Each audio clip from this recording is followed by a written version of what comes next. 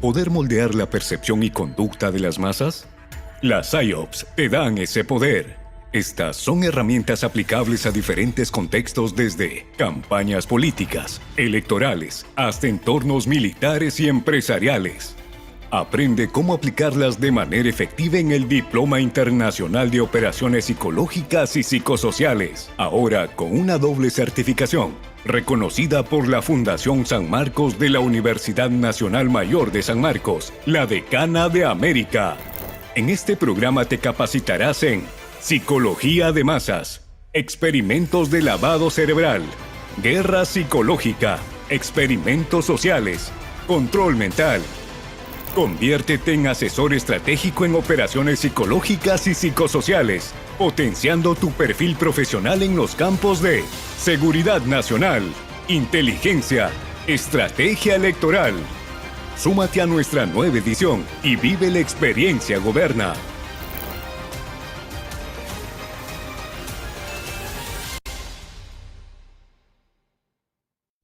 ¿Te imaginas poder moldear la percepción y conducta de las masas? Las PSYOPs te dan ese poder. Estas son herramientas aplicables a diferentes contextos desde campañas políticas, electorales, hasta entornos militares y empresariales. Aprende cómo aplicarlas de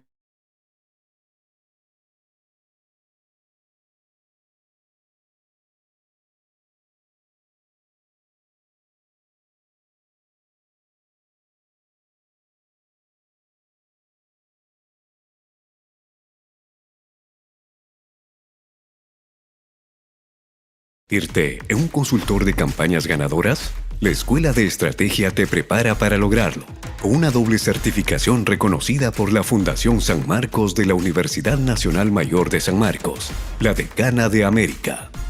En el exclusivo Diploma Internacional del Consultor Político, te capacitamos para transformar tus ideas en estrategias innovadoras y exitosas, de la mano de expertos internacionales de primer nivel. Aprenderás sobre liderazgo político, inteligencia estratégica para campañas y gobierno, cartografía electoral, estrategia política, espionaje y campañas negras. Además, participarás en el único simulacro electoral de la región, con participantes de más de 25 países. Aplicarás lo aprendido desde la creación de un partido hasta el ansiado debate electoral. Dale a tu carrera el impulso que necesita y vive la experiencia Goberna.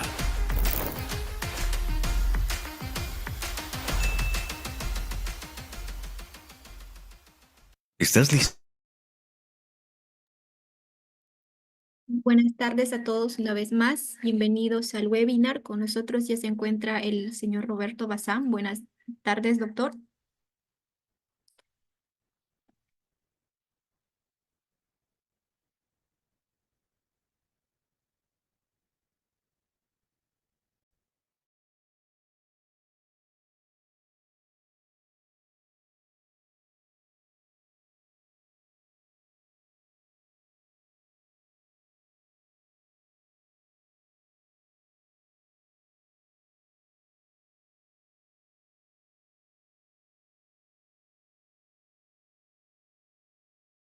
Sí, ¿cómo están todos? Muy buenas tardes, buenas noches a todos los presentes.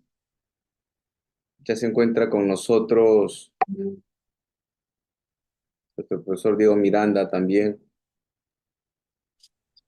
Profesor Diego, ¿está aquí? A tus órdenes.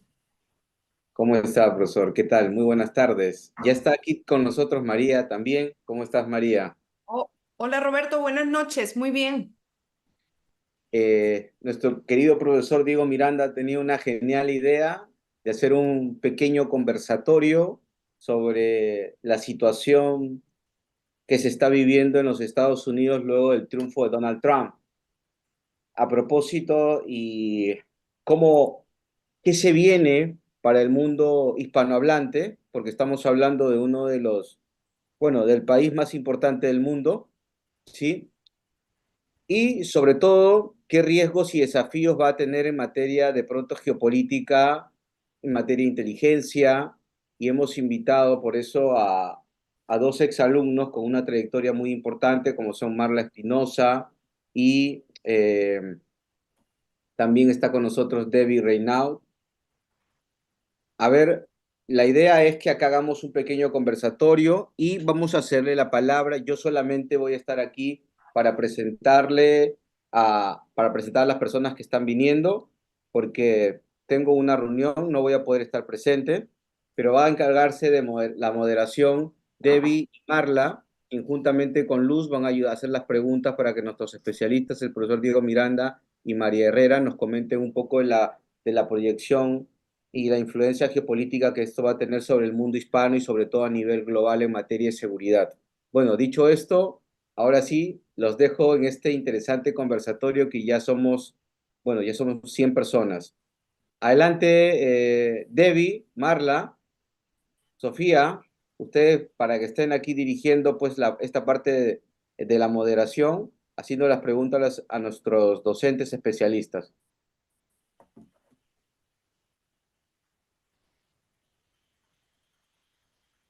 Hola, ¿qué tal? Buenas tardes a todos.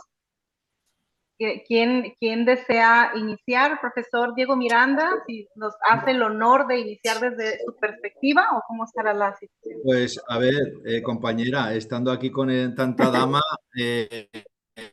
no me apetece porque yo soy un clásico. Entonces prefiero que empiecen las señoras o señoritas, por supuesto. Es que estamos acá para aprender, Diego. Primero, muchísimas Venga. gracias a Roberto, al profesor, por invitarme a participar en este conversatorio. Muy honrada de estar entre ustedes. Ya saben mi admiración profunda que tengo por usted, Diego. Y sé también cuál es su posición en relación a Trump, pero me gustaría escuchar cómo se siente hoy que ya Trump volvió nuevamente a la presidencia. Bueno, pues venga, te cojo el guante. Lo primero de todo, déjame decirte una cosa, si me permitís. Hoy es un día para mí personalmente de muchas emociones enfrentadas, ¿no? Porque anoche fue el primer día que logré dormir casi 6 horas después de lo acontecido aquí en España. Han sido 6 noches y 7 días sin dormir, estando en zona. La organización que dirijo estábamos a las 9 horas en la zona cero. Y bueno, hoy ha sido un día de por fin, oye, tener un poco de energía positiva, porque mi posición, sabéis que llevo 5 años de profesor en Goberna, en distintas universidades y en muchos sitios, y yo en mi formación siempre me alejo del sesgo político y de la ideología, pero oye, personalmente, como ciudadano, tengo mi posición. Y mi posición, que es favorable a Trump, es por 2 motivos principalmente. Primero, porque llevo 35 años enfrente de los bandidos, de los delincuentes, y Trump, perdón, es un protector, es un pacificador. Eso es innegable, son hechos. Y lo segundo, pues porque creo, a título de hombre a hombre, no he conocido nunca, también sabéis que soy profe en disciplinas como inteligencia, operaciones psicológicas, y no he conocido a nadie en el siglo XXI al que se le haya sometido a una campaña de desprestigio personal y difamaciones tan grande como el presidente Trump. Entonces, dicho esto, para empezar, cualquier ciudadano que hoy nos vea o que nos vea a futuro podrá pensar, oye, y a mí me influye y a mí me afecta que que haya uno u otro presidente en Estados Unidos y esto me debería de importar. Pues claro que te debería de importar, porque desde hoy el mundo es un poquito más libre, es un poquito más seguro y va a estar un poquito más en paz. Luego, si te parece, como moderadora, pues desde la óptica de seguridad y defensa, que es la mía, pues puedo hacer una pequeña recopilación de lo que ha hecho Trump en cuanto a que el mundo sea más libre, más justo y más participativo. Porque al final, sin seguridad, no hay nada más. O sea, la seguridad es la base que asienta el progreso, la economía, la libertad y todo. Y si alguien no está de acuerdo con esto en cuanto a cómo puede darse en Estados Unidos, oye, pues que se vaya a ver lo que ha acontecido en El Salvador. ¿Sí? Yo creo que una pregunta importante de pronto es, ¿qué factores pueden haber influido, profesor Miranda, a que Donald Trump gane esta campaña. Tal vez de pronto los intentos de asesinato que tuvo, uno, el discurso contundente y frontal. ¿Cuáles pudieron haber sido los factores que le han dado este margen tan grande a Trump? Esa es una pregunta creo que relevante antes de pasar a los temas de seguridad que van a ser la consecuencia de una política. Ya ha dado un mensaje en el que ha dicho de que está de acuerdo con la migración legal, pero va a cerrar las fronteras en todos los temas de migración ilegal, No ¿verdad? puede ser de otra, no puede ser de otra manera, querido Roberto. O sea, tú dejarías entrar en tu casa a una persona en situación ilegal que no sabes quién es o a un posible delincuente. En tu casa entra quien tú conoces, ¿no? Pues el Estado se tiene que comportar de igual manera. Estados Unidos no se puede. Estados Unidos se concibió, María esto lo maneja muy bien, se concibió con la hispanidad. Estados Unidos en su origen, o sea, Estados Unidos es mucho más hispanidad que anglosajón, ¿sí? Esto, sin el empuje de la hispanidad, Estados Unidos no existiría. Y hoy en día, un factor determinante, yo creo que más que el intento fallido al presidente Trump en 2 ocasiones, no en una ocasión, en 2 ocasiones, ha sido el voto hispano. El voto hispano ha sido determinante. Te he mandado un vídeo por WhatsApp, Roberto, que no sé si lo podrías poner un minuto aquí, si lo podríais vosotros poner, porque ese vídeo es maravilloso, ¿sí? Ese vídeo es maravilloso. Y el voto hispano ha sido determinante para que Trump hoy en día sea el 24 presidente de los Estados Unidos. Which you prefer? Latinos. Let me give it one more shot. Latinos. Hispanics.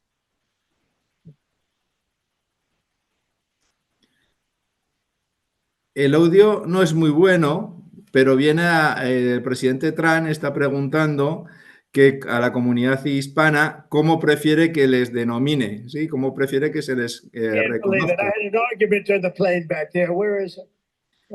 Y si no lo podemos... Lo tengo subtitulado, Diego. The term Latino when you're in New Mexico, I said. Lo tenéis, Luz, en And I el said, chat. I've always Mira, heard it. dice María que a lo mejor lo podéis rescatar desde otro sitio, que se puede escuchar mejor. Lo tenéis, entonces...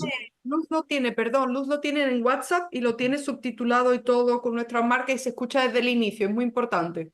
Sí, sobre todo los primeros 20 segundos son los importantes de este vídeo de 1 minuto, ¿no? Entonces, mientras lo preparan, yo creo que estaréis, bueno, aquí Gobernado, una de las cosas maravillosas que tiene, las muchas cosas maravillosas que tiene, es que se admite la discrepancia y no solamente eso, se fomenta la discusión, ¿no? Todos los puntos de vista, pero yo creo que es un hecho. Ya se habla de cerca del 60% del voto hispano ha ido para el presidente Trump. Y luego, pues sí, claro, puede haber influido, sin duda alguna, al final, la tremenda injusticia de haber sido objeto de los 2 atentados terroristas fallidos contra el presidente. ¿Habrá influido al voto a su favor? Pues sí. Ahí lo tenéis. You know, on the East Coast, they like being called Hispanics. You know this? On the West Coast, they like being called Latinos. So, poll, give me a free poll. You know, I don't have to spend $300,000. First is going to be Latinos, next is Hispanics, right? Which do you prefer? Latinos. Let me give it one more shot. Latinos. Hispanics.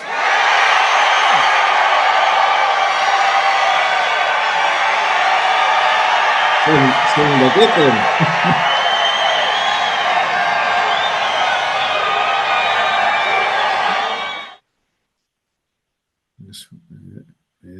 Es muy bueno, joder, estoy aquí que parece que se me haya metido algo en el ojo, ¿sabes? Encima de que llevo unos días hecho polvo, sabéis perfectamente los que me conocéis y los que habéis sido alumnos que yo en cuanto puedo, da igual la disciplina académica en la que me encuentre, estoy cerrando filas con la hispanidad, ¿no? La hispanidad es luz, la hispanidad es un sentimiento que tiene infinitas cosas más que nos unen, que nos separan, y la hispanidad va a ser el motor de lo que va a ser un nuevo renacimiento del siglo XXI que va a cambiar el mundo. Entonces, esto me emociona. No quiero decir nada más porque aquí hay unas damas muy inteligentes, muy cultas, muy bien formadas y además hermosísimas. Entonces estoy seguro que todos los que nos están viendo prefieren escucharlas a ella a que a mí. Gracias, profesor Diego, por su intervención, como siempre, llena de conocimiento.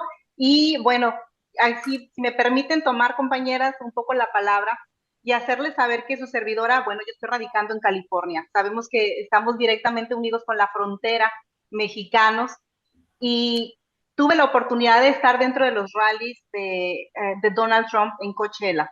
Y les puedo comentar que dentro de la visión y dando un poco el seguimiento a lo que comentaba el profesor Roberto Bazán de qué es lo que llevó a impulsar a todos a votar a favor de Donald Trump, les puedo decir que el 70% de las personas que nos encontramos ahí presentes era una comunidad latina enorme. Y partamos desde 3 puntos de vista. El primero, pues sabemos que es la cuestión del el marketing político, que aquí todos expertos sabemos que lo hizo maravillosamente. Y en segundo lugar, la parte de gobernabilidad, que ya se verá después. Y la tercera parte de la cuestión social. Y partimos también de que hay una percepción. Todo candidato parte de cómo generar esta percepción. Una de las cosas que se considerarían que llevaron al triunfo a Donald Trump, independientemente de la cuestión del marketing político, es que en la parte de los demócratas no lograron mostrar un cambio en la percepción de la realidad. Y fue sencillo para Donald Trump simplemente mostrar esa realidad. La percepción que tienen los latinos en este país, bueno, su servidora está muy atenta de toda la contienda, es esta cuestión de la realidad es no vamos mejorando. Y si estamos partiendo de la idea de que los latinos al momento de inmigrar a un país buscan una mejoría, buscan tener una calidad de vida, el sueño americano, pues también estamos partiendo de la idea de que ya no está sucediendo eso. Entonces el latino que está dentro, pues dice, somos demasiados, somos muchísimos. Entonces, ¿cómo partimos para ayudarnos a nosotros mismos? Y en esta idea, correcto, sí, de Donald Trump de alguna forma proteccionista, pues dice, quiero ayudar a lo mejor a los demás, pero si no puede lograr ayudar a los que están dentro a tener una mejoría, la cuestión económica, cuestión laboral en este país está en un grado que todos los latinos y todos, incluso también el norteamericano promedio,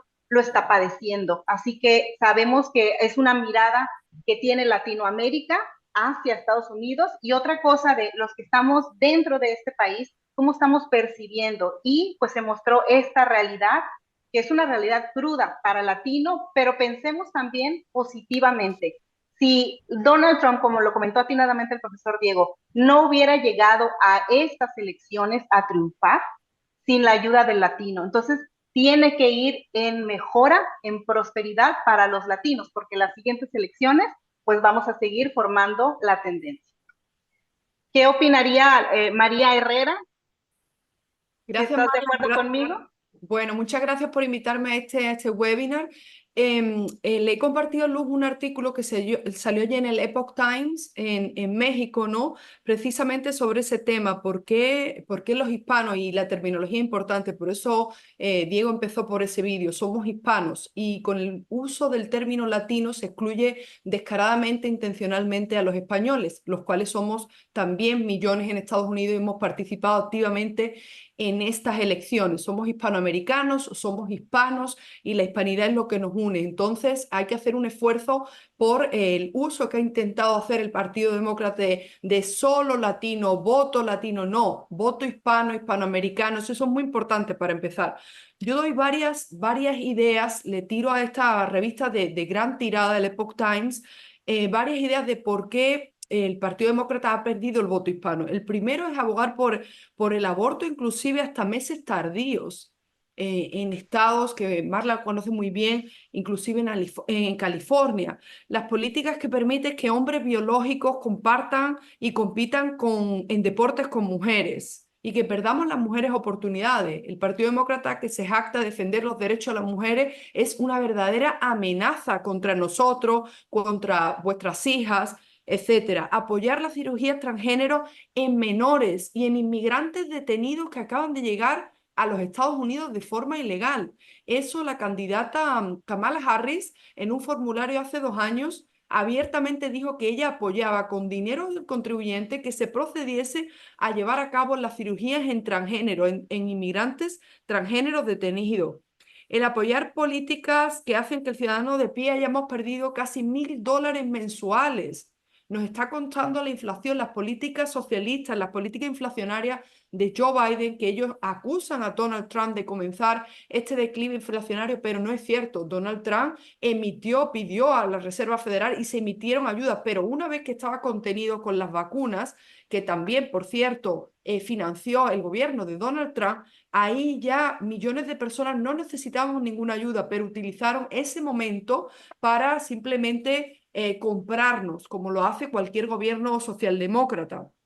Por otra parte, el tema de la crisis migratoria fabricada por esta administración. Hay algo aquí clave para entender. Yo soy abogada de inmigración y abogada de inmigración en la frontera, en Nuevo México, en Texas, en Arizona, en estados clave, en estados fronterizos. Y el Partido Demócrata lleva más de una década hablando de una supuesta reforma inmigratoria necesaria para controlar la frontera y conceder la amnistía a millones de personas que han entrado de forma ilegal. Eso hay que desbancarlo y además tacharlo de información fraudulenta, porque lo que está pasando en Estados Unidos es que no se está aplicando la ley aprobada por el Congreso de Estados Unidos para controlar la frontera, para defender la seguridad nacional. Se está flexibilizando la normativa inmigratoria como se ha flexibilizado de forma consciente y con muy mala intención las leyes electorales. ¿Para qué? Para que los bandidos entren, para que el crimen organizado se haya infiltrado en Estados Unidos, el Tren de Aragua haya ocupado ciudades enteras. Lo mismo se hizo con la ley electoral. Se dicen, allí yo estuve, yo fui parte de la cobertura de Univisión a nivel nacional e internacional. Y el primer tema que se hablaba en el debate fue el tema de que el Partido Republicano Donald Trump quiere restringir, quiere que los hispanos y los negros no votemos en Estados Unidos. Y eso es otra mentira. Lo que se pide es que se apliquen las leyes electorales y se vote con una identificación. Hay 12 estados en Estados Unidos en los que no te piden una identificación para votar. En lo que es supuestamente la democracia primera del mundo, uno va y digo, yo me llamo, por ejemplo, a ver, voy a elegir un nombre aquí, yo me llamo Marla Espinosa y vivo en esta dirección, en California, y quiero votar. Y hay ciertos estados, 14 estados, no 12, 14, en los que haciendo una declaración por escrito me permiten votar. Es un bochorno lo que pasa aquí. Y por último, el tema muy clave también de que nos han mentido descaradamente a través de los medios de comunicación. Primero negaron la crisis migratoria. Decían que lo que veíamos nosotros, los más de 250.000 inmigrantes hacinados en la frontera sur, no era real. Esas imágenes no eran real porque tumbaron los drones en la frontera sur, porque silenciaron a los agentes de la patrulla fronteriza, porque le prohibieron hablar. Como han dicho, los jefes de la policía de inmigración los censuraron, los expulsaron, los esclavizaron. Y después, por supuesto, también nos negaron la crisis económica. Nos dijeron que no existía una inflación, nos dijeron que no existía una crisis, que no existía recesión. Entonces, toda esta estrategia que ellos mismos se han creído, como se creen que un hombre se puede autopercibir mujer o que un niño puede tener inclusive relaciones consentidas con adultos sin que haya un perjuicio al niño, el abuso de menores, todo esto ha sido inyectado, ha sido proyectado por los medios de comunicación y ellos mismos se han tragado sus propias mentiras. Pero la realidad ha venido y le ha pisado de frente. Y es que el ciudadano de a pie, no solo el hispano, el ciudadano de a pie no llegamos a final de mes, no llegamos a fin de mes.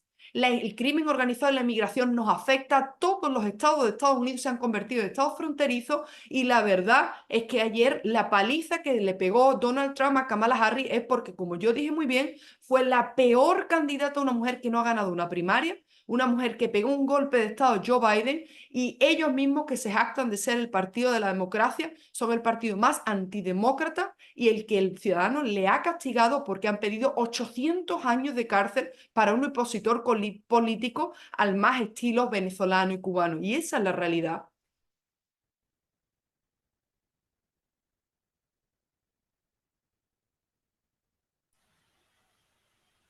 Hago una pregunta y por ahí que me ayude a responder Debbie o Marla respecto a lo que dice nuestra querida profesora María Herrera. Damos por sentado entonces que la mayoría de latinos somos un poco más conservadores en temas pro vida y pro familia. A ver qué me comentan de eso. No digo Yo, que somos completamente, ojo, poco más, tal vez. yo creo que tal vez ha habido un cambio en la mente de los latinos, no solamente en Estados Unidos, sino que también en países como Argentina, en Honduras. ¿Por qué motivo? Porque los gobiernos anteriores han sido bastante radicales. Hablo de izquierdas muy radicales. Y la gente siempre está como tratando de rebelarse contra el sistema. Entonces creo que esta ecuación ha hecho que la gente hoy en día esté en la posición que estamos viendo. Estados Unidos, por ejemplo, sentí yo que tal vez Kamala perdió bastante apoyo de parte de los sectores eclesiásticos cuando tomó una posición en contra de Dios o de Jesucristo. Han sido como muchos factores, pero también escuchaba algo muy interesante. El latino realmente se arrojó a votar contra Trump, según lo que decía la profesora. Y no creo que haya sido totalmente. Creo que más que todo fueron sectores de latinos en Estados Unidos que estaban un poquito cansados de esta migración nuestra que no es legal. Contra Por Kamala, ahí creo. ¿no? Yo ¿Cómo, dije perdón?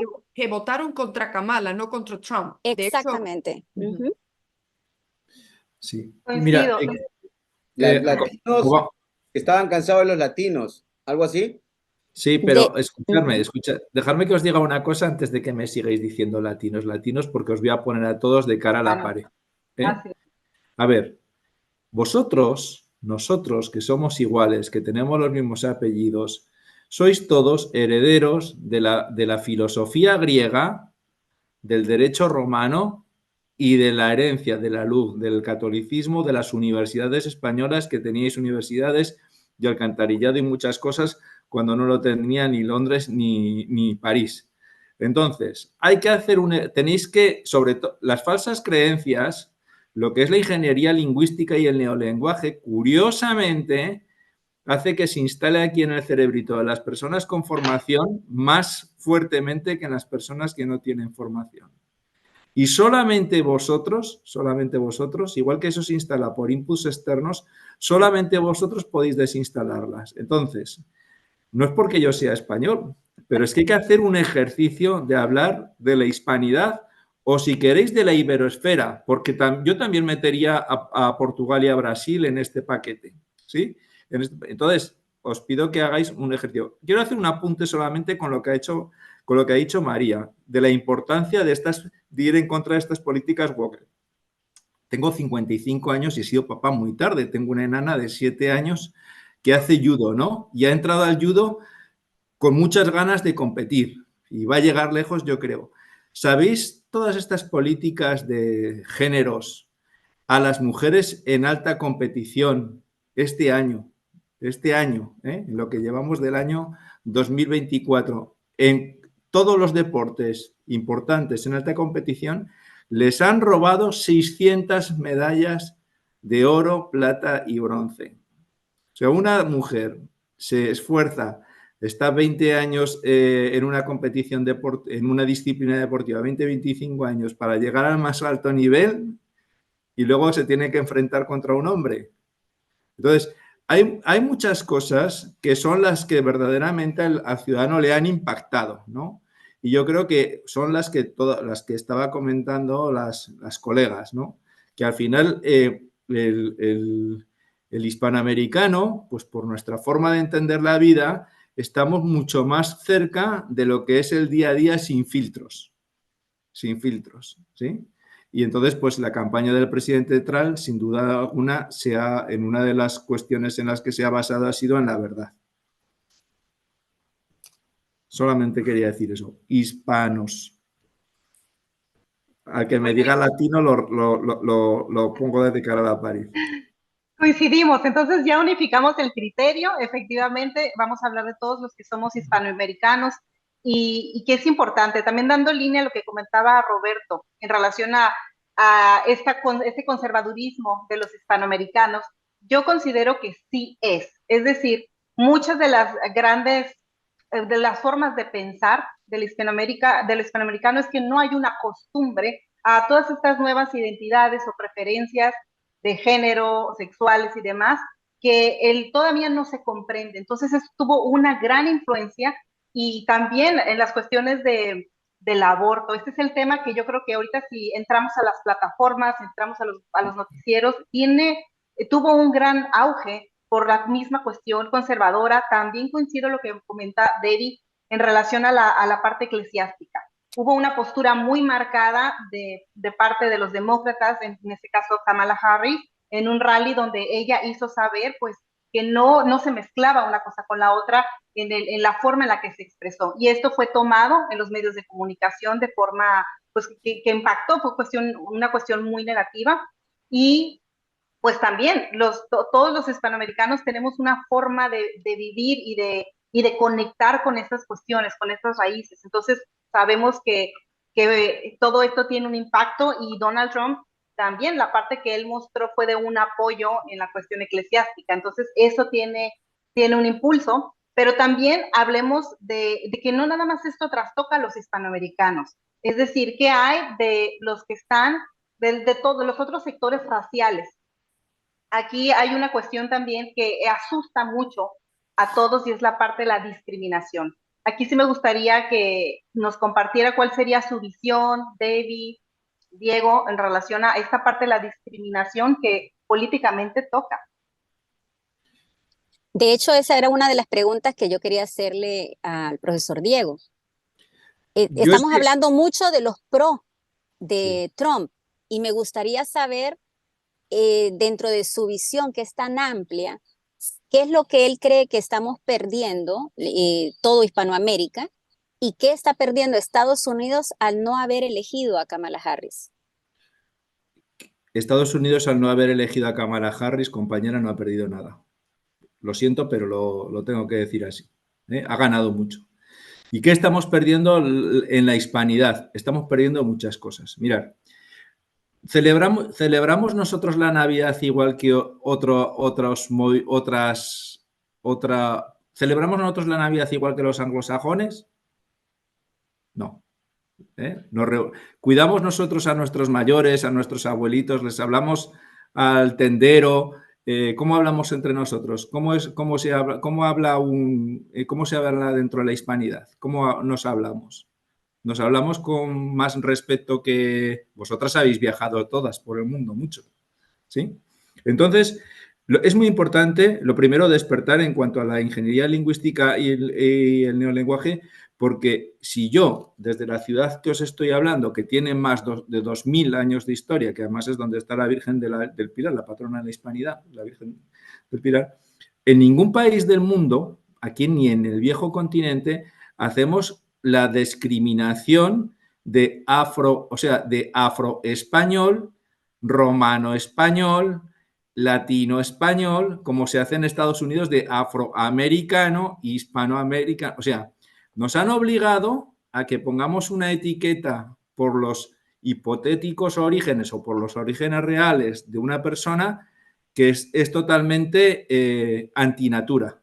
Es antinatura. Pero caemos en ello, igual que a vosotros, que os cuesta desprenderos de la denominación de latino cuando sois es hispanidad, sois hispanoamericanas y ya está, ¿no? O hispanidad, sin más, es que no busquéis otra cosa. Entonces, y además se hace una pinza en que nuestro ADN, que es el humanista, nos queremos de una manera más especial a nuestras familias, nos han hecho creer que el humanismo, que es lo que se está perdiendo en el mundo, ¿sí?, es ser provida o es ser conservador cuando es humanismo, ¿sí? O sea, lo natural sería que nuestros estados, nuestros países lucharan por darle todo lo que le haga falta a una persona para poder sacar adelante a un hijo o para poder luchar contra la enfermedad, no para que se quiera matar, porque nadie se quiere morir.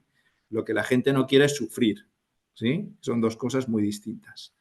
Entonces, nosotros esto lo entendemos, pero nos empezamos a confundir en el concepto porque la ingeniería lingüística, insisto en esto, y el neolenguaje nos va cambiando la plasticidad del cerebro y nos hace utilizar denominaciones que no tendríamos que denominar.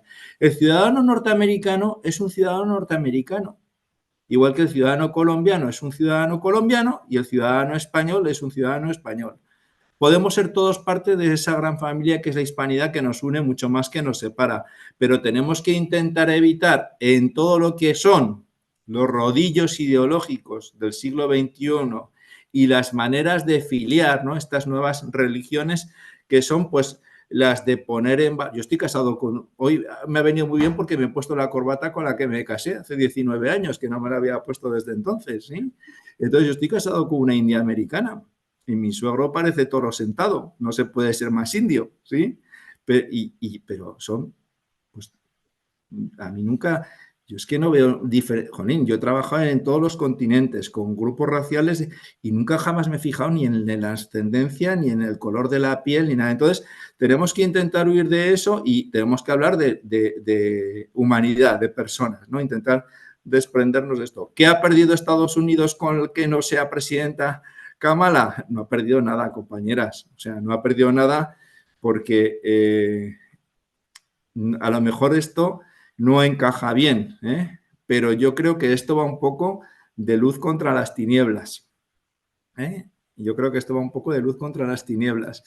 Y estaban jugando cada uno en el bando contrario. Entonces, no ha perdido nada. Tal vez sí hay algo que voy a poner sobre la mesa, pero esperemos que no se tome a discusión porque es un tema interminable que ni el propio país lo resuelve.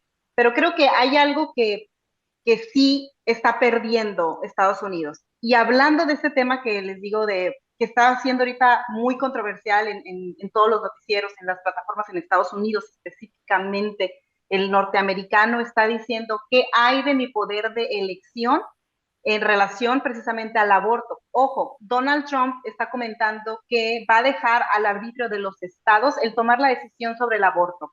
Pero ha habido muchas situaciones, que es lo que comentaban los demócratas, y aquí quienes son consultoras y las mujeres presentes, las damas que definitivamente son quienes saben esta cuestión de ser madres, ellos aluden a esta característica de qué hay de mi derecho de elegir al aborto, pero no desde el punto de vista de, por supuesto, cuando exista una violación o que el feto venga mal, sino que hay circunstancias de enfermedades o circunstancias que se presentan como los embarazos ectópicos, donde ha habido antecedentes de mujeres que han muerto por no tener el acceso a que se les practique un legrado. Entonces, yo creo que en ese poder de elección de la mujer, puede ser que pierda, pero sabemos que las legislaciones de los países tienen mucho que trabajar, Estados Unidos tiene mucho que trabajar en ese tema para poder delimitar en qué casos sí procede y en qué casos no procedería el aborto, porque, bueno, solamente quien ha vivido ese proceso puede hablar de primera mano.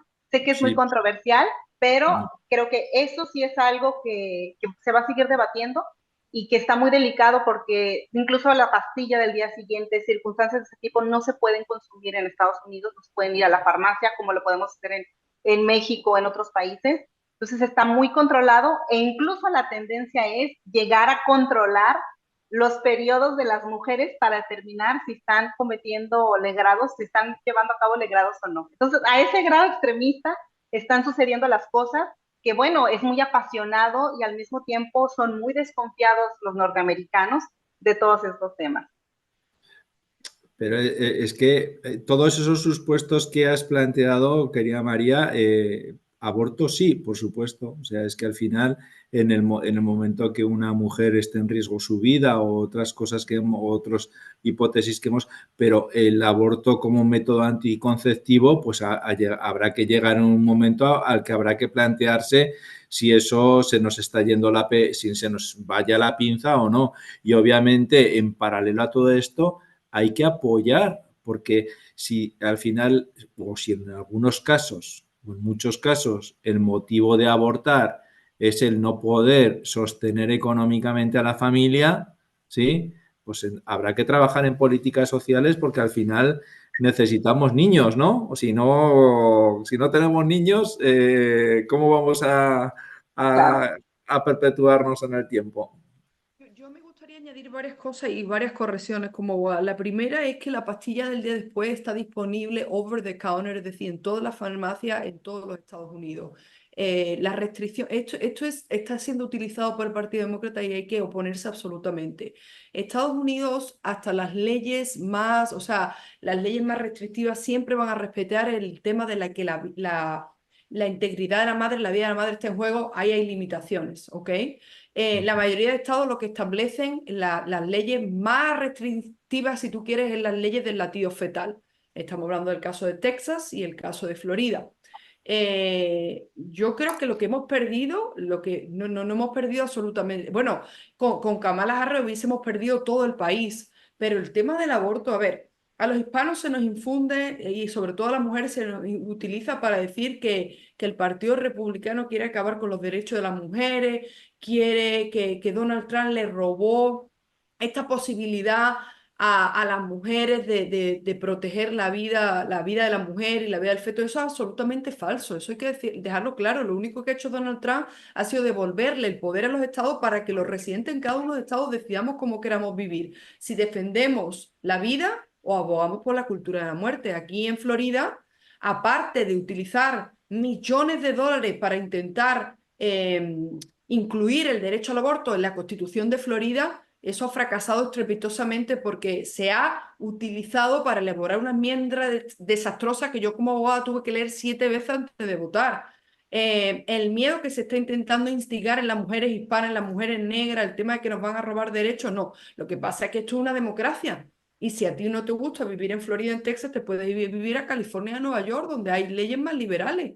Pero aquí, yo como residente de Florida, abogo porque efectivamente hay una ley del latido fetal. Cuando se detecta el latido fetal, ahí se protege la vida del no nacido. Y si no me gusta, pues entonces nada te prohíbe en este país coger un billete e irte a otro estado, a California, a Nueva York, a practicarte un aborto.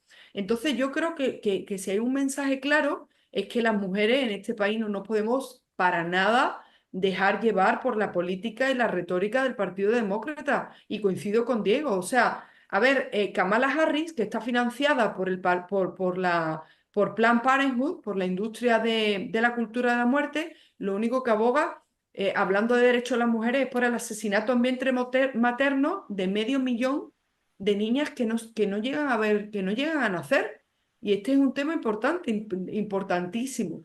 Entonces, quizás con esto, evidentemente, aquí vais a ver la diferencia entre mi colega Marla, ¿no?, que se encuentra en California, y yo que me encuentro en un estado mucho más conservador, en Florida. Pero yo he vivido en 6 estados en Estados Unidos, llevo 16 años. Y hay que ser totalmente claro, Arizona también es un estado muy conservador. La pastilla del día después está en la farmacia, lo que no se puede utilizar efectivamente, y mucho menos en la pastilla abortiva, como ha hecho Gavin Newsom, el gobernador de California, comprando 2 millones de pastillas abortivas para dárselo a menores sin el consentimiento de los padres, como método anticonceptivo, como método preventivo, donde hay niñas y mujeres que mueren. Entonces hay que tener mucho cuidado con esto. Y os invito a toda esta información que vamos sacando en el medio en el que yo trabajo como editora en jefe, Gateway Hispanic, para que vayáis leyendo artículos y para que vayamos atacando todos estos temas, porque es muy importante. El Partido Republicano no quiere robarle ningún derecho a la mujer. Lo que quiere es proteger la vida y proteger los derechos del no nacido, que en este caso es el más desprotegido. Y las mujeres tenemos todo el derecho a todos los métodos anticonceptivos.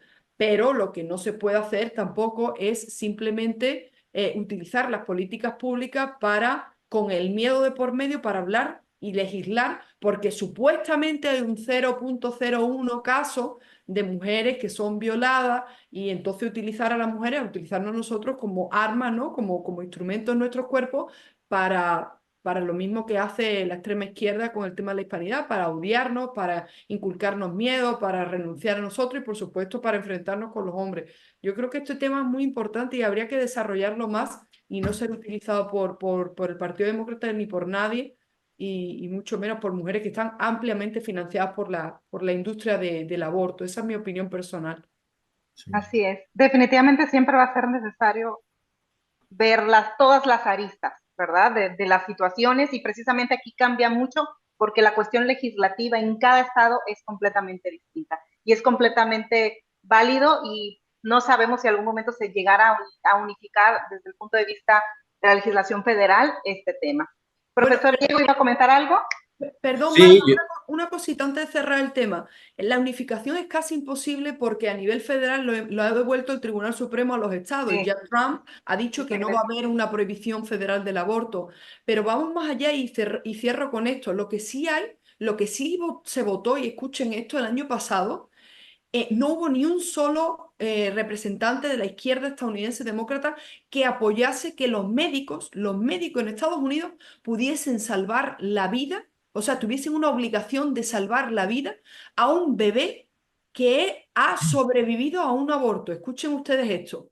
O sea, hasta dónde llega la maldad y la perversión de un bebé que ha sido sometido a un aborto, a un intento de asesinato. El médico no le quieren obligar a salvar la vida de un bebé que está resistiendo por nacer. Entonces, esto es un tema que se tiene que tratar, porque de verdad que el tema de los derechos de las mujeres es otro tema que se está utilizando como la inmigración, como un arma de guerra para acabar con los propios países. Seamos claros, y cuando empecemos a hablar de esta forma, vamos a despertar a más mujeres que están dormidas y que piensan de verdad. Porque, Diego, y con esto cierro, se habla mucho, y yo soy la primera que dice que es verdad que los hispanos, por primera vez se está hablando del 48% que hemos votado a favor de Trump, pero estamos hablando de un 52% de hispanos que siguen pensando que el partido que quiere que vivamos las mismas políticas que se viven en Venezuela, en Cuba, en Nicaragua, por las que hay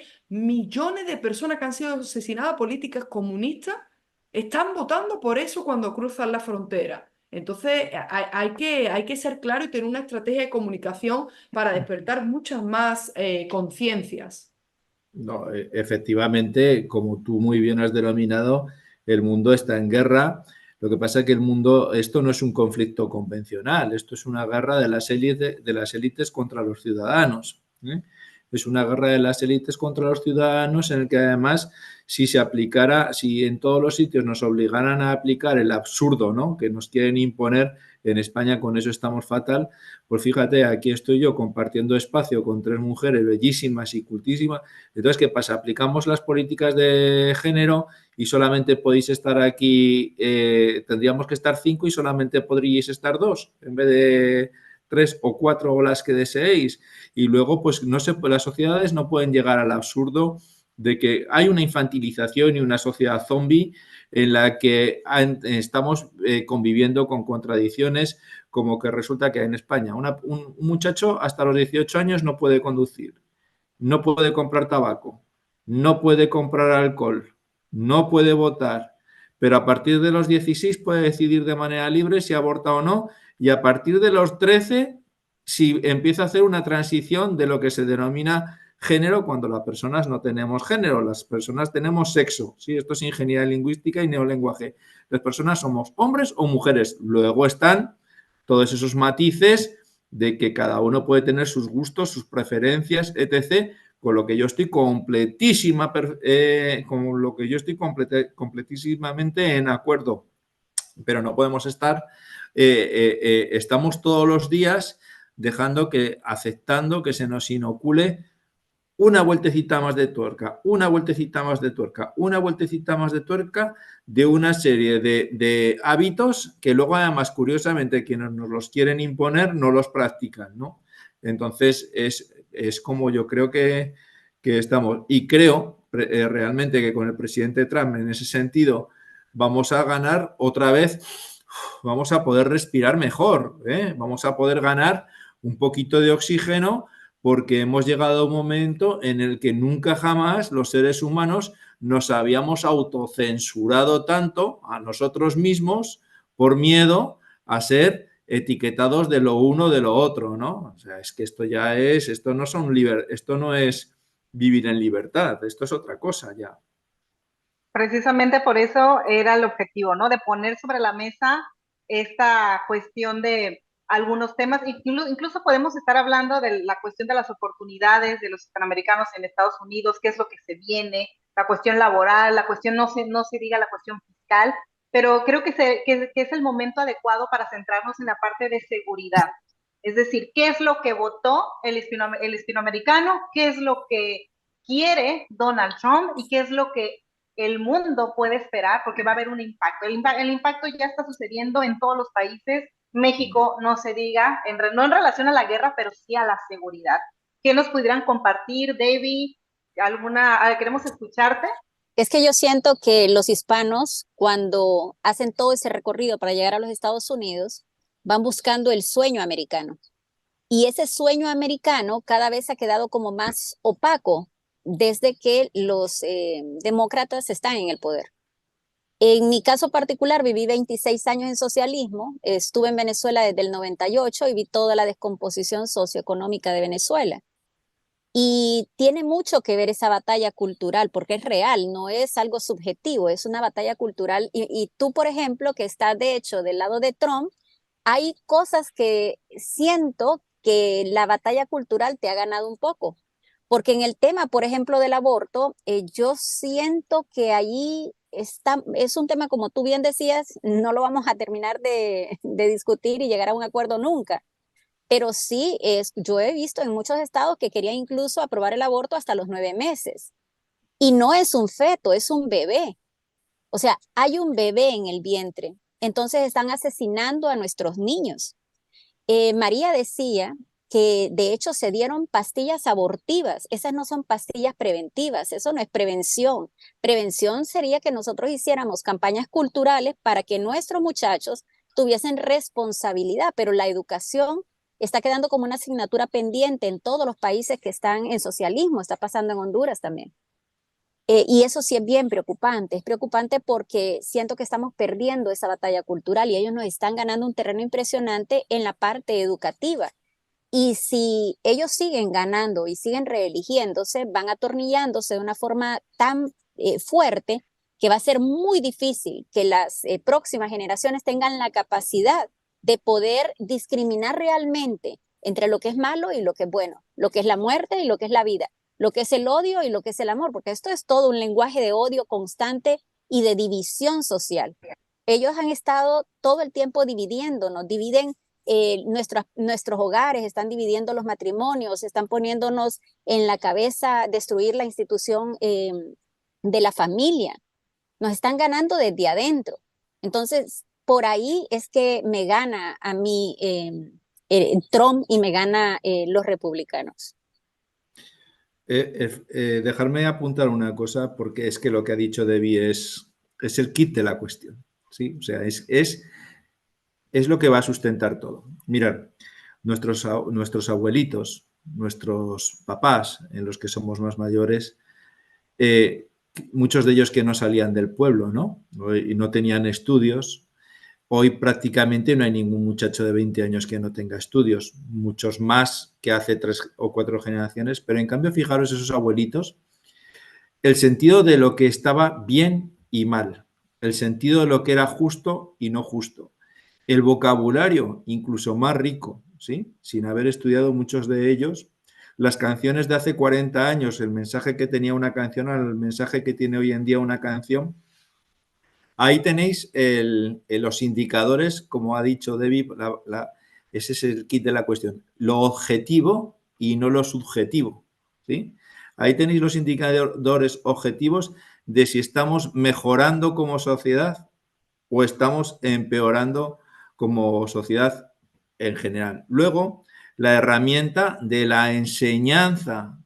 La enseñanza era lo que tú aprendías en el colegio, que eran matemáticas, naturaleza, geografía, historia, y la educación te la enseñaban en casa. Te la enseñaba papá, mamá, el abuelito, pero también te la enseñaba el tendero, el cartero, el policía, te lo enseñaba todo el mundo. Cuando se traspasa el concepto de educación a la enseñanza y la enseñanza se pasa a llamar educación, que en los estamentos militares, en algunos, es uno de los pocos baluartes donde se sigue hablando de enseñanza militar, no se habla de educación militar. Cuando se crea ese concepto de educación en vez de enseñanza, es cuando se prostituye.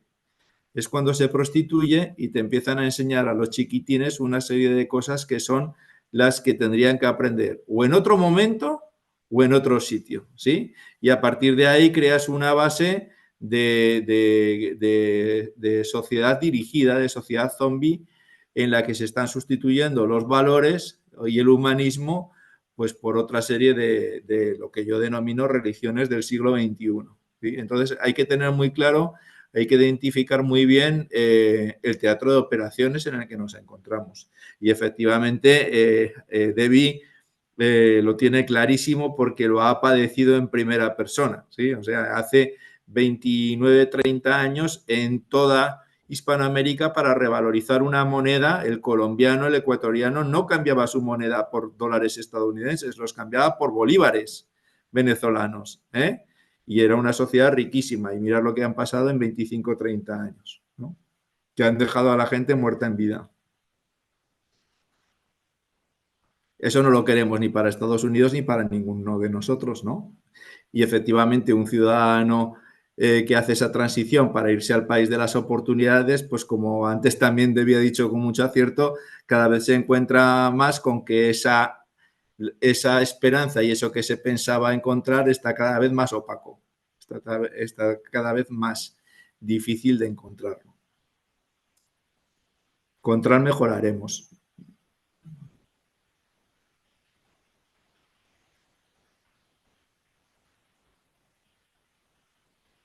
Bien, bien. Ahora la cuestión sería tocar el tema del impacto de estas elecciones en relación a todos los países con los cuales sabemos que está, ya sea de vecino con México, Sudamérica, o también las cuestiones de Ucrania, Rusia, Oriente. Creo que aquí, este es un tema larguísimo que da para otro webinar, sin duda, pero podemos a lo mejor tocar cuál será el impacto inmediato que pudieran padecer o beneficiarse los países en relación a estas elecciones. ¿Quién dijo yo? ¿Quién toma la palabra? Me encantaría que Diego, María, Debbie, en ese orden. Gracias. Pues mirar, cuando vosotros compráis, ya no solamente es en cómo afecta en Hispanoamérica, es cómo afecta en el mundo, ¿sí? Porque vosotros cuando compráis algo en Amazon, la mayoría de los productos que os llegan desde Asia, y ahora os están tardando en llegar más por los conflictos que tenemos en el mundo. O nosotros estamos padeciendo una guerra totalmente forzada por la administración Biden aquí en España, que es el conflicto de Rusia-Ucrania, que acordaros lo que dice este veterano profesor, con la administración Trump esto va a desaparecer rápidamente. ¿Por qué digo eso? Hombre, pues digo eso porque ya en su anterior mandato el presidente Trump pues hizo 7 tratados de paz, hizo los hitos de tranquilidad en Oriente Medio, sentó a hablar Israel con Emiratos, a Kim Jong-un y a lo que es todo lo que tiene que ver con las capacidades nucleares lo domesticó, se retiró del Acuerdo Transpacífico, del INF, del CDMN y de UNESCO, y hizo pues 2 grandes hitos también, como fue neutralizar al líder Ali Bukhari del Estado Islámico en el año 2019, y también a este que se llama Qasem Soleimani en Irak, ¿no? A un general. Eso nos ha dado seguridad en el mundo, ¿sí? Todo está más en paralelo con el retiro de tropas en Siria, Irak, Somalia y Afganistán. O sea, entonces el que diga que Trump no es un pacificador, pues oye, me parece que es miope social. Y esa va a seguir siendo su línea, ¿sí? Esa va a seguir siguiendo su línea. Obviamente, Trump a su vez es proteccionista, ¿no? Pone en valor lo que hay en casa, pero es que eso a mí me parece muy bien. O sea, no puedes cuidar, no, ¿cuándo es cuando echamos? Primero tendremos que cuidar a los de casa y primero tendremos que cuidar a los que se están portando bien y luego ayudamos a los demás, ¿no? Entonces, creo que va a mejorar la relación con los países que se encuentren decididos con determinación y sin complejo a hacer frente a la delincuencia transnacional y al crimen organizado que ha desplazado a las organizaciones terroristas, y esos fenómenos, como fenómenos globales que son, pues va a redundar sin duda alguna en que vivamos todos mucho mejor y mucho más tranquilos. Y eso es algo que tengo perfectamente claro. Eso es lo que yo opino desde mi posición. Ya se nos agota el tiempo, pero queremos dar un espacio para las preguntas.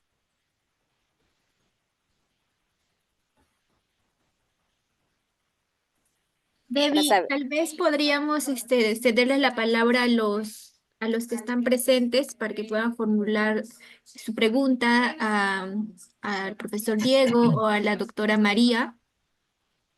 Pueden levantar la mano en la sesión para cederles la palabra o el audio, por favor. Que se animen y pregunten a María, es lo que yo les animo, porque a mí me tienen todos los días en Gobernar. Y María Herrera, María es una abogada de inmigración importantísima en Estados Unidos, si no es para mí es la uno, sin duda alguna, pero María trabaja estrechamente con los cuerpos y fuerzas de seguridad también. Hace muy poquito la tuvimos ahí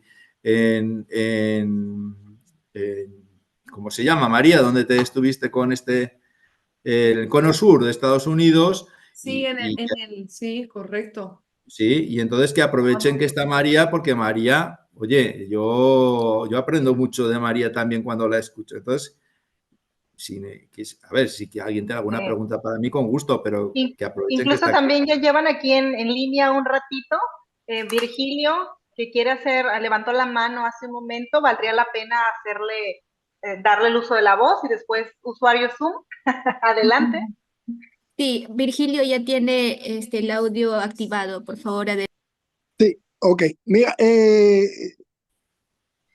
quiero comentarle que, por ejemplo, aquí se está hablando del Partido Demócrata, que yo he estado bien claro desde que llegué a los Estados Unidos, de que se ha presentado como el partido bueno con los hispanos, que no son los más discriminadores, etcétera, etcétera, etcétera. Hay una película que lamentablemente, no recuerdo el nombre, que sí desenmascaraba al Partido Demócrata con ejemplos y con hechos en aquella época. Yo no estoy de acuerdo como participante ya de los cursos de gobierno con etiquetar al Partido Demócrata de izquierdista. O sea, yo creo que el Partido Demócrata está compuesto de una élite que, bueno, el único que se puede catalogar por sus pensamientos y su forma de hablar es la corriente de Bernie Sanders, que siempre ha estado bloqueada en el Partido Demócrata. Uno de los comentarios que quería hacer. Y otro es que cuando se habla de embarazo ectópico, yo hice una corrección ahí por el chat, no se resuelve con legrado, o sea, eso no se considera un aborto, porque el embarazo ectópico lo que está protegiendo la vida de la madre, porque, por ejemplo, si el embarazo ectópico, que es en las trompas de falopio, que son los más comunes, estalla, la madre puede morir, porque la trompa de falopio no tiene el espacio para que se críe un bebé. Eso es. O sea, que eso es parte de la desinformación, como se ha mencionado acá, que han hecho los demócratas hablando en contra de los que están opuestos al aborto. Yo entiendo sí que cada estado debe tener el derecho por elección popular, porque estamos en una democracia, de que todo lo que afecte al ser humano en su conjunto sea, se le permita a la población la oportunidad de decidir si está de acuerdo o no. Recordándome, perdóname que me extienda un poco, los que gobiernan se tienen que deber a los gobernados, que Por son los que supuesto. componen aquí. Eso era lo único que quería decir. Y muchas gracias. O sea, yo estoy contentísimo con ese invento que ustedes hicieron a última hora de este análisis. Y de verdad, ha sido rico. Que conteste María, que María domina muy bien esto. A ver, ¿qué pregunta tenéis concreta? ¿Qué le ha preguntado concreto? Yo creo que se podría simplificar la pregunta en que dice, el Partido Demócrata no es un partido de izquierdas. Pues es Bueno, que, a oye, ver, últimamente se habla mucho en, ¿cómo se llama? En los círculos más especializados en filosofía política, de que los conceptos de izquierda y derecha están perdiendo significado, ¿verdad? claro, Pero aquí hay una cosa clara, que evidentemente el Partido Demócrata es cada vez más progresista y cada vez más no de izquierda, sino de extrema izquierda. Yo no diría que son la izquierda, son la extrema izquierda. Y no solo por la élite o por algunas personas como Bernie Sanders, Alexandria Ocasio-Cortez. No, no, no, porque vamos a ver, la candidata del Partido Demócrata abogaba por el control de precios. Eso es lo que hace y lo que ha hundido a la Cuba comunista. Estamos hablando de que además son un partido que abogan por políticas socialistas. Por ejemplo, viviendas gratuitas para todos, salud médica, servicios médicos para todos. Eso es, claro que sí, abogar por un sistema de salud socialista. Yo no me queda la menor duda, pero aquí lo que tenemos claro, y eso lo dice muy bien el influencer y filósofo conservador Miklos Lucas, lo que dice aquí es que no hay que votar ya por gente de izquierda o por derecha, sino aquí está, y lo dice también, por ejemplo, el influencer Jordan Peterson. Aquí lo que estamos hablando es de intentar votar por personas que respeten al ser humano y que además aboguen por la supervivencia, porque el Partido Demócrata aboga abiertamente por el asesinato en vientre materno de 1 millón de bebés que son asesinados aquí en los Estados Unidos. Esos son los datos. La mayor causa de asesinato en los Estados Unidos no es ni mucho menos las armas. Estamos hablando cuántas personas mueren por tema de armas en Estados Unidos. 100.000, 150.000 al año. No, 1 millón de bebés que son asesinados en vientre materno. Entonces aquí lo que tenemos que votar es por personas, por partidos que aboguen por la defensa de la vida en todas las etapas, es decir, desde la concepción hasta la muerte natural. Y eso no es el Partido Demócrata, el Partido Republicano. Y está siendo la derecha, pero además ya incluso no la derecha, sino si ustedes quieren llamarlo extrema derecha, perfecto. Las personas que quieren que no se aborten a bebé, vamos, que no se acabe con niños por nacer de familia estadounidense o española o colombiana, es decir, poner al estadounidense y al colombiano primero, que es lo que es. En relación, no sé cuál fue la otra pregunta, Diego, lo que nos indicaba. No, yo creo que aquí están las moderadoras, pero yo creo que se podía simplificar eso. Yo estoy muy de acuerdo con lo que has dicho, María. Sí que está habiendo una corriente hacia irse a muchos partidos hacia la extrema izquierda, pero la extrema derecha, yo lo único que asocio a extrema derecha es al Islam, es al islamismo, como un orden político y social antes que una religión. Porque al final va a resultar que tú querer a tu país, querer primero cuidar al de casa, querer potenciar la familia, esto esto es extrema derecha en cualquier país, aplica en cualquier país. Pues yo creo que no, es simplemente sentido común. Pero bueno, el manejo de la ingeniería lingüística y el neolenguaje, las nuevas etiquetas son fundamentales. Anoche lo he compartido, o sea, cuando no hay argumentación, tú lo viviste anoche en televisión, es el ataque personal, ¿no? Porque seas rubia, porque seas mujer, porque seas lista o porque seas lo que sea. Y eso es lo que ellos hacen. Y bueno, y ya para cerrar este tema, porque sé que vamos acabando, yo creo que sí, porque estamos en un contexto de tema y en unos cursos de seguridad nacional e internacional, yo creo que está claro, ¿no? Las implicaciones de la victoria de Trump. Y esto hay que tenerlo claro. Trump ya ha hablado, ¿no? De que en términos de, por ejemplo, de defensa nacional y defensa internacional, lo primero que va a hacer es seguir intentando o exigir a los miembros de la OTAN varias cosas. Uno, la equidad, es decir, que colaboren, que contribuyan más, y otro que pide la revisión también de la misión de la OTAN, centrarse en acciones específicas, y eso sabe mucho más Diego que yo, en misiones específicas y que no solo incluya la defensa de europeos, sino también defensas que le interesen o intereses que tengan claramente Estados Unidos. Por supuesto que va a cambiar. El Mar Rojo hay que intervenir, o sea, el Mar Rojo hay que intervenir, si no, no nos van a llegar productos electrónicos, no nos van a llegar plásticos y no nos va a llegar de nada. Hay que intervenir contra los terroristas hutíes y no se está Así haciendo es. de manera directa. Y otro tema que ha mencionado ya Diego, por supuesto, el tema de que va a intentar acabar cuanto antes con el conflicto entre Rusia y Ucrania. Él abiertamente ya ha dicho que se va a enfrentar a ciertas políticas de competencia desleal de China. Por supuesto, le va a hacer frente como ya le hizo, con lo cual hay un riesgo, ¿no? Pues ya vimos lo que pasó con el coronavirus. En la región, en el hemisferio sur, va a restablecer las sanciones contra el régimen de Nicolás Maduro, no va a aceptar el chantaje migratorio de la dictadura cubana, va a poner en jaque, y esto es importantísimo, vamos a disfrutar mucho a partir de ahora de ver yo lo espero, lo digo personalmente, yo espero que a Claudia Sheinbaum la ponga contra la pared, es decir, que la deje en jaque mate, a ver qué va a hacer Claudia Sheinbaum, qué va a hacer en México cuando Donald Trump le amenace con tarifas arancelarias de 200% y dejar de financiar muchos proyectos en México si no controla la frontera.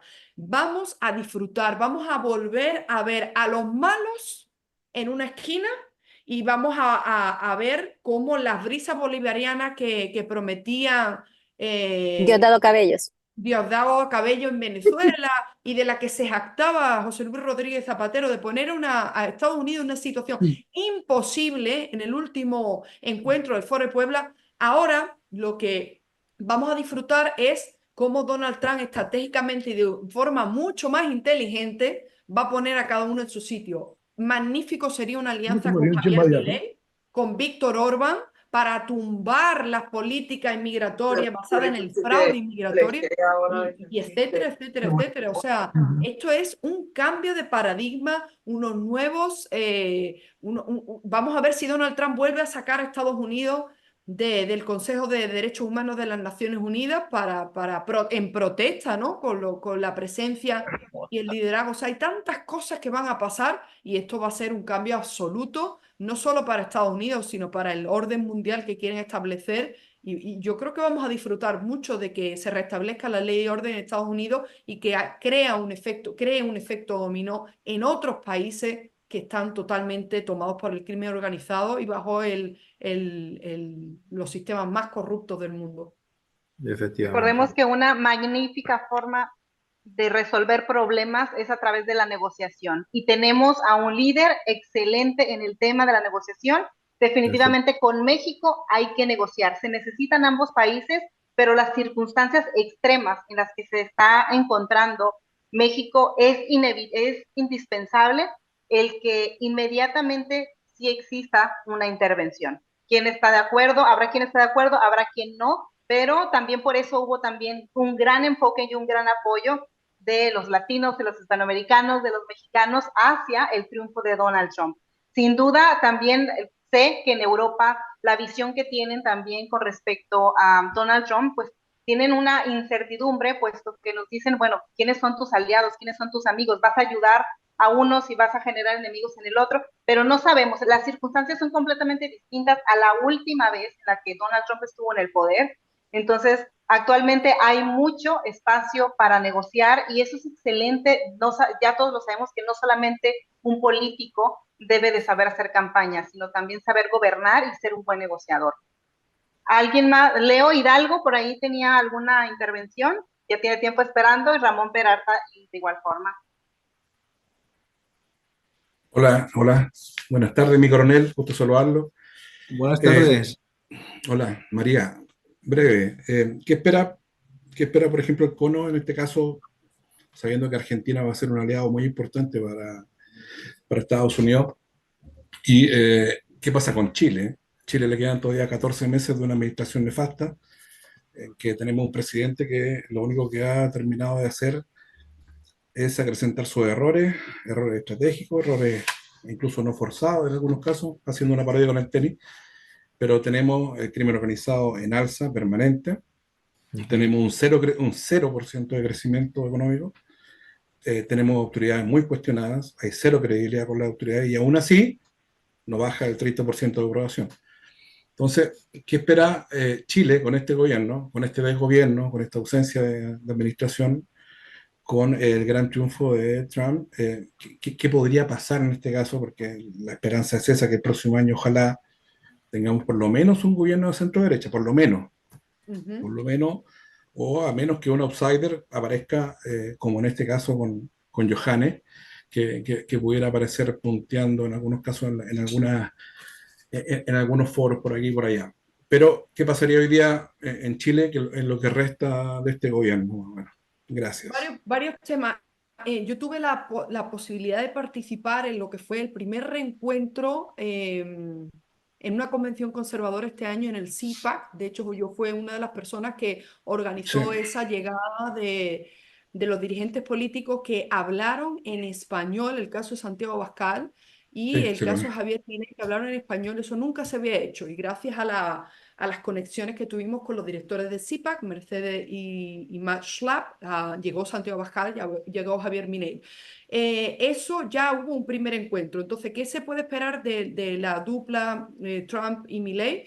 Pues evidentemente una alianza que, si Dios quiere, contrarreste, como vuelvo a decir, a lo que es una de las amenazas en el hemisferio, el Foro Sao Paulo y el Grupo de Puebla. Una alianza en términos de batalla cultural, batalla ideológica, sería fabuloso alinearse, porque muchos hispanos, hispanoamericanos y muchos extranjeros no se dan cuenta de que Estados Unidos está viviendo las mismas amenazas que se viven en nuestros países en cuanto a adoctrinamiento, en cuanto a políticas ideológicas que dividen a la sociedad, censura. Entonces yo creo que esa comunicación que ya vemos, fijaros un tema que pasó la semana pasada, cuando la canciller de Javier Milei votó en la Asamblea General de las Naciones Unidas en contra del embargo, ¿verdad?, de Estados Unidos a Cuba, y que hizo Javier Milei, ipso facto la destituyó. Eso fue gracias a la conexión entre una senadora aquí en el sur de la Florida, María Elvira Salazar, con el equipo de trabajo de Javier Milei, y eso también es gracias a los encuentros conservadores internacionales como CIPAC, Foro Madrid, Foro Libertad, etcétera, etcétera. Entonces, ¿qué pasa? Atajar, emitir órdenes de arresto, como por ejemplo, Diego, el ex primer ministro de España, presidente de España, José Luis Rodríguez Zapatero, cuando hace una declaración abierta de intenciones de, según él, poner a Estados Unidos en una situación imposible, y que a meses más tarde, con el asesinato de George Floyd, se infiltren aquí las brigadas a favor de Che Guevara y todos aquellos entrenados por el régimen de Venezuela. Ahí hay que emitir órdenes de arresto y captura, pero así, lo mismo que se hizo con Maduro. Pero ¿qué pasa? Que tiene que haber una comunicación, tiene que haber un lobby hispanoamericano en Washington que hable de esas amenazas. El caso de Chile, que efectivamente yo pude entrevistar a un diputado, a Cristian Araya, hace 2 semanas. El crimen organizado está absolutamente fuera de control en Chile. Las narcofachadas, el Tren de Aragua, los carteles de las drogas mexicanos, o sea, han ido a Chile particularmente porque era el único país que resistía, ¿verdad? Entonces, ¿qué pasa? Pues sería magnífico que José Antonio Kast ahora llegase a Estados Unidos y empezase ya a intentar establecer reuniones con los asesores del presidente Trump. Y al final, el tema del crimen organizado, el tema de la inmigración ilegal, todo este desorden, la lucha contra la corrupción, no puede solamente darse país a país. Nosotros tenemos que trabajar como trabajan ellos, con políticas, compartiendo planes de seguridad, y haciendo como hizo Patricia Bullrich en el CIPAC, acercándose a Nayib Bukele y diciendo, presidente, nosotros queremos copiar su modelo de seguridad en Argentina, donde el crimen organizado también y la delincuencia transnacional está completamente descontrolada. Eso es lo que debería hacer Chile, pero entonces Nayib Bukele tiró esa propuesta de decir, yo quiero liderar en toda la región este tema de entrenamiento en lucha contra el crimen organizado y transnacional. Y un país tan pequeñito como El Salvador, bueno, pues sí, pues a lo mejor tiene mucho presupuesto más limitado, pero como dice Diego, es un éxito probado. Es un éxito probado, María y el resto de amigos, pero El Salvador no puede liderar. El Salvador puede suponer un ejemplo. Es muy parecido, pero son dos cosas distintas porque El Salvador no llega a ser el país más pequeñito que hay en Hispanoamérica con 6 millones. Entonces, puede suponer un ejemplo, nos podemos inspirar en El Salvador, pero no puede liderar. Mira, yo es que de todo lo que hemos hablado hoy es súper interesante. A mí, María, ya os digo que se aprende mucho con ella, pero es que me quedo con una frase que ha sido la que ha dicho Debbie, que es lo fundamental en todo esto, es tener percepción real de lo que acontece, ¿sí? O sea, ver las cosas como acontecen es fundamental. Entonces, ¿qué es lo que tiene que pasar? Para darle la respuesta a Leo, ¿sí? Que tenemos que conseguir que de alguna manera la delincuencia transnacional y el crimen organizado, ya me habéis oído muchísimas veces decir que mueve el 2% del PIB mundial, que está en BlackRock y que está en Vanguard y entonces está compartiendo espacio con la industria armamentística, el cine, Hollywood y todo este mundo y están creando cultura de que mole lo que ellos quieren que mole. Eso hay que contrarrestarlo. Y entonces lo que hay que empezar a llegar, lo que tiene que empezar a llegar es que el ciudadano de a pie entienda que, 1, estamos en guerra. 2, la guerra es contra la delincuencia transnacional y el crimen organizado que afecta e influye en tu vida, da igual donde estés. Y 3, que la delincuencia transnacional y el crimen organizado ha mutado ya a movimientos sociales y a partidos políticos. Oye, ¿quién es la presidenta de México y quién es el presidente de Colombia? ¿De dónde vienen? Coño, si vienen de la misma organización terrorista, ¿sí? Entonces hay que empezar a hacer pedagogía en que el ciudadano entienda sin filtros dónde está y hacia dónde van las cosas. A partir de ahí, en paralelo a ello, pues oye, hay que empezar a hacerles frente con determinación, con decisión y también sin complejos. O sea, a mí Milei a veces, jolín, es que yo no puedo pretender parar a un navajero diciéndole, señor, si es usted tan amable, me tira el cuchillo, ya me ha apuñalado, ¿sí? No, entonces, con estos tíos hay que utilizar el lenguaje que hay que utilizar, hay que etiquetarlos como ellos hacen con nosotros, hay que definirlos, hay que hacerles que hay que ponerlos en evidencia. No tienen ninguna superioridad moral, no tienen la razón y encima defienden una forma de vida que es la que está basada en el comunismo y el socialismo, que, oigan, amigos, ¿ha funcionado en algún sitio? No. Es que es una cosa muy sencilla, que no es que lo diga yo, ¿ha funcionado en algún sitio? Funciona para ellos, para las élites, pero ¿ha funcionado en algún sitio? ¿Me puede decir alguien un ejemplo de un solo sitio en el que haya funcionado a lo largo de la historia? No funciona en ningún sitio. En la familia Chávez, por ejemplo. Sí, claro, sí. Y aquí en la Griñán, la Chávez también, en las élites, que hacen todo lo contrario de lo que quieren que nosotros hagamos, curiosamente también, ¿sí? Entonces, yo así lo veo. Hay que hacer un diagnóstico, y hay que explicarlo. Y para explicarlo no hay actor pequeño. Todos somos importantes en nuestro grupo de influencia. Todos. No hay actor pequeño, no hay actor pequeño. Todos los que han participado hasta ahora como ponentes, como moderadores o preguntando, han hecho unas excelentísimas intervenciones. No hay actor pequeño. Vamos a darle a Ramón Peralta la última participación para terminar el webinar. Ahí le estoy activando el micrófono. Puede hablar, Ramón. Sí, a Ramón Peralta. Terminamos con él la intervención. Sí, buenas noches. Mi pregunta va en el siguiente orden. ¿Qué es o cuáles fueron los principales errores de los demócratas en la campaña? ¿Y cuál fue el papel para ustedes de los medios de comunicación y las estrellas de Hollywood en esa campaña? Y por último, ¿qué enseñanza le puede dar a los consultores esta elección entre Trump y Kamala? Esa pregunta es para María. A ver, los medios de comunicación han cometido un error de nuevo subestimando a la población estadounidense y pensando que todos somos imbéciles, porque así nos tratan. Y además sin tener en cuenta que de verdad los imbéciles son ellos, porque, por ejemplo, el caso de CNN, casi tuvieron que cerrar los números indican que nadie confía en los medios de comunicación porque saben que, o sea, ¿cómo nos vais a seguir vendiendo? Todos los medios, 95% de comunicación, lo que se llama aquí el mainstream media, los medios tradicionales, que no existe una crisis migratoria cuando las personas que se desplazan a la frontera con sus drones privados y los pocos medios independientes tiran al aire y estamos hablando que los datos de la patrulla fronteriza son de 250.000 interceptados mensualmente, ¿vale?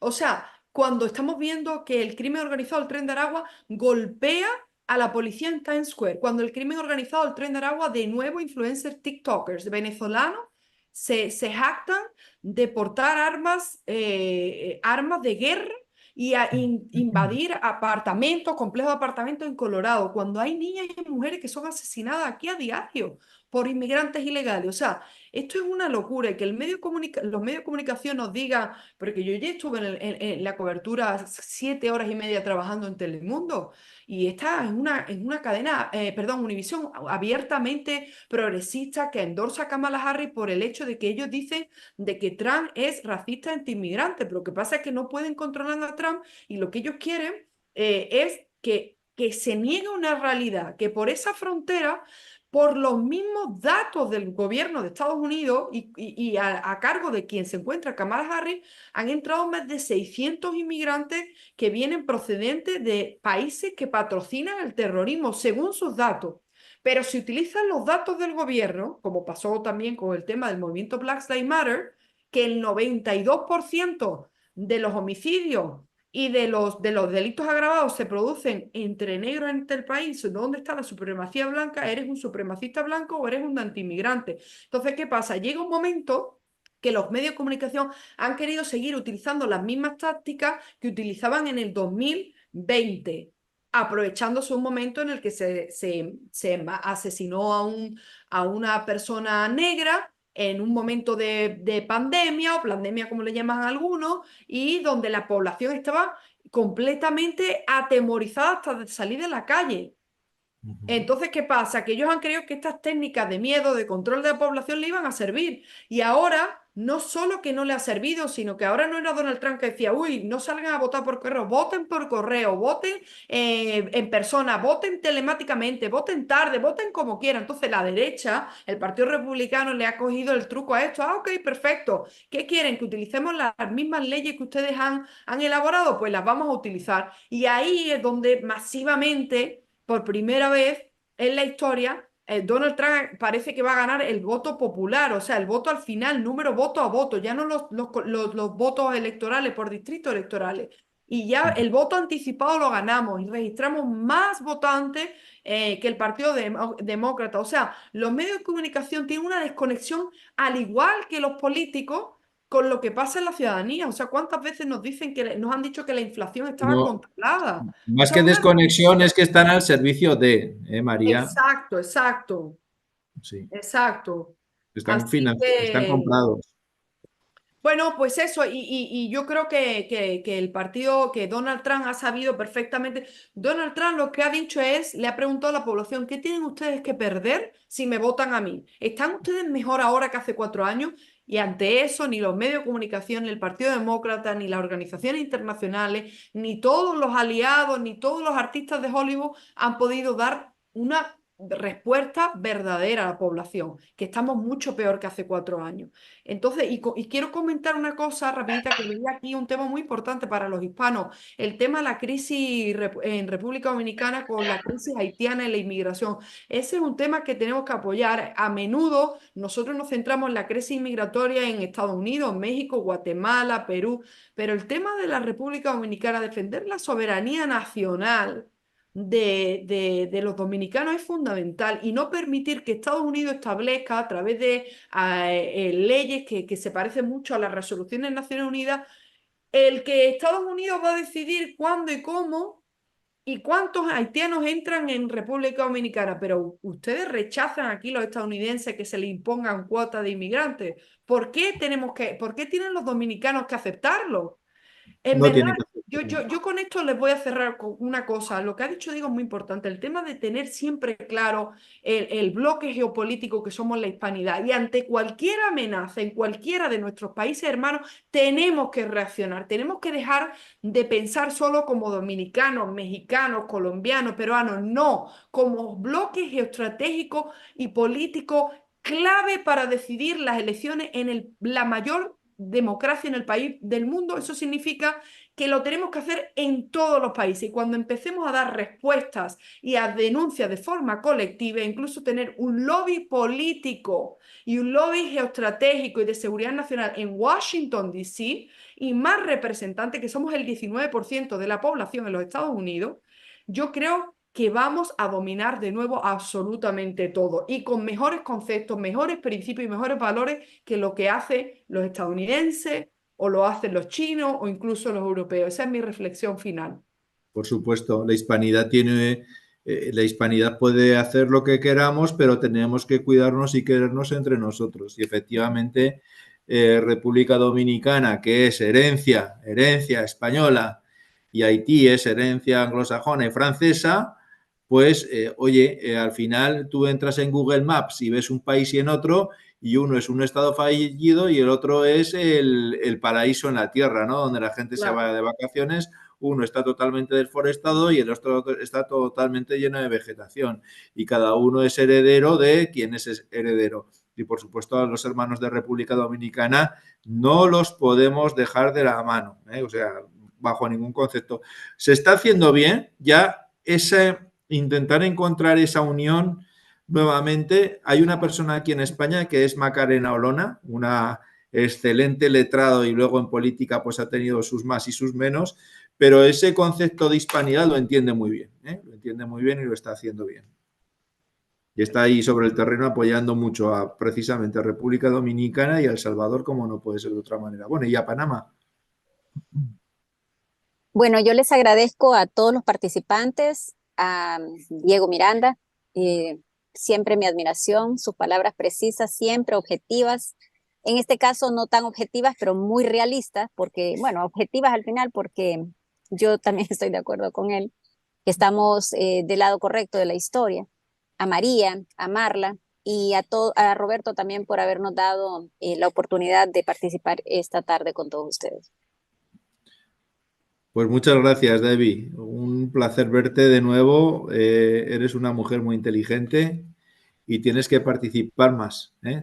Se lo he puesto ahora por el WhatsApp aquí tanto a Luz como a Roberto, que te tienen que tener más presente, porque tienes una visión, estás muy bien aterrizada, y además siempre da un plus, lamentablemente, el haber vivido en propias carnes pues a lo que nos enfrentamos, ¿no? Y hay que sacarte más partido, como decimos aquí en España. Un beso grande. Gracias, gracias. No quisiera dejar de lado algunas de las inquietudes que están comentando aquí nuestros compañeros consultores presentes en relación a estas fallas de estrategias de los candidatos, pero aquí es importante comentarles que los demócratas fallaron en minimizar la realidad del estadounidense, la realidad del país, minimizar todas las circunstancias y además emprender acciones en materia migratoria que en realidad fueron una estrategia política, pero que el latino, el latinoamericano no se lo creyó, no lo tomó en cuenta. Incluso dentro de los trámites migratorios hicieron algunas triquiñuelas, por así decirlo, que hicieron más complicado el proceso migratorio. Entonces es muy importante también que como consultores políticos sepamos que es importante que el candidato político muestre no solamente las campañas, sus propuestas de campaña, sino el cómo. Y este fue un acierto en cuanto a Donald Trump de establecer, voy a hacer esto así. Y Kamala pues simplemente se quedó en un discurso y se quedó en señalar cuestiones directas hacia el candidato, pero no nos explicó el cómo. Y el estadounidense, el residente, el ciudadano quiere saber cómo me vas a ayudar a mí directamente a tener una mejor calidad de vida, una seguridad en mi país. Así que es importante que nosotros trabajemos con todos los candidatos en el momento de la exposición, la comunicación de las propuestas en la campaña política. ¿Alguien más que desea comentar algo?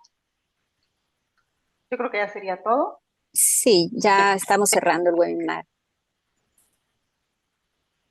Muchas gracias a todos, gracias profesor, gracias doctora María por su tiempo, gracias Debbie y doctora Marla, muchas gracias a todos. Ahora ya sí me la voy a poner, ¿eh? Conversatorio. Espera, ahora sí ya me la voy a poner y así con la taza de Goberna haces una foto, ¿no? Oye, voy a aprovechar para hacer publicidad. ¿Puedo? Sí, sí, claro. Adelante. Un segundo. No es un libro de Goberna que son los mejores, pero mirad, todo lo que hemos hablado en el nuevo libro de Pedro Baños, que como se va a incorporar con nosotros también de ponente, ¿sí? Geohispanidad, espectacular, ¿sí? El que se lo lea ya no dirá más latinos. Entonces, comprarlo, ¿sí? Que es buenísimo, Pedro es un gran amigo y se va a incorporar primero con un seminario en Goberna y lo vamos a liar para que nos apoye de profe también. Claro, y seguro todos estamos aquí en redes sociales para que puedan identificar, localizar, seguir todo el conocimiento que nos esté compartiendo el profesor Diego Miranda en sus redes, su servidora, en su consultoría Global Expressions, de alguna forma María Herrera, que también está en los medios de comunicación. Importantísimo tener ese contacto. Y Debbie, ¿verdad? Tener esas visiones. Un placer estar aquí con todos ustedes. Esperamos que no sea la última, sino una próxima vez. Gracias. Muchas gracias.